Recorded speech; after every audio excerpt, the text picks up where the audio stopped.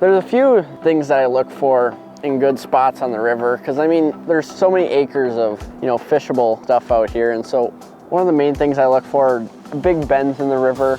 Along with the big bends where it gets super deep, you'll notice kind of little current breaks here and there. And so any holes that get up right next to the rice, and so it's a real steep bank right next to the weeds, you know, almost kind of like a shelf, and the bass seem to just barely poke their nose right out of the rice. And it's really good ambush points for these bass to kind of lay up in. Along the sides there isn't as much current movement, and so the fish don't have to really work as hard to sit in one place. So it's pretty easy for them to just kind of lay there. You know, they're not always swimming around, especially in the current. They can be kind of lazy creatures here and there. There's one.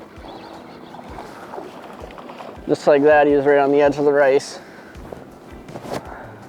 waiting for my little bait to go in. Not a big one, but we'll get him back there. I like to look for any abnormalities in the rice, whether it's a little, you know, any little nooks and crannies, little points that come out, maybe a little pocket here and there. But they're just high percentage areas, you know. Over time you kind of get into the groove of, you know, oh, there's probably going to be a fish right there. You know, it just looks different because, again, it's just, there's so many miles of the same looking stuff, and so you got to target the things that look a little bit different.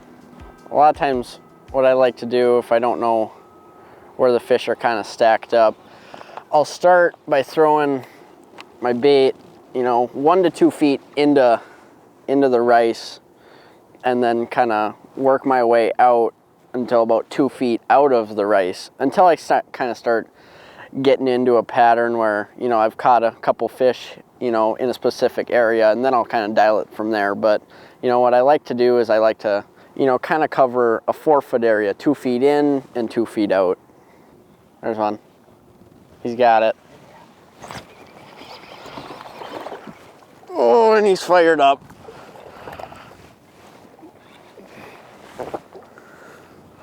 Get in here.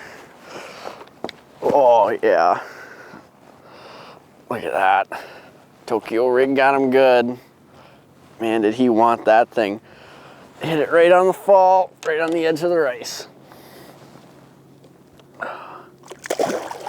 Awesome. Because of the current we have in this river here, this happens to be the Mississippi River, but just any current, you know, it moves a lot of structure.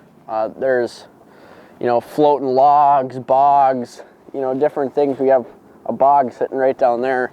You know, just different things that this current likes to bring down, and it's always changing. You know, there's logs that float through here. They'll get stuck every once in a while, and you know, they'll kind of get laid up in some of the weeds, and so that's another thing I like to target. You know, because there's not that many of them, but when you do find something different like that, bass love wood, so you know, definitely something that you got to look for when fishing the river. I happen to be throwing a Tokyo rig today. Got a little Yamamoto Cowboy on it, but I really like fishing the Tokyo rig in the river here, basically because I can get away with throwing a little bit heavier weight. This happens to be a 3/4 ounce tungsten here. Because of the current, you know, I don't want that bait kind of flaring away down the current, so I want it hitting bottom. But, you know, if I'm just fishing with a regular Texas rig, that bait kind of sinks into the mud and whatnot. And so with this Tokyo rig, what it does is the weight hits into the mud, but my bait kind of stays up on top of the surface, which I really like. There's one. Run with it. Oh yeah. Nice one.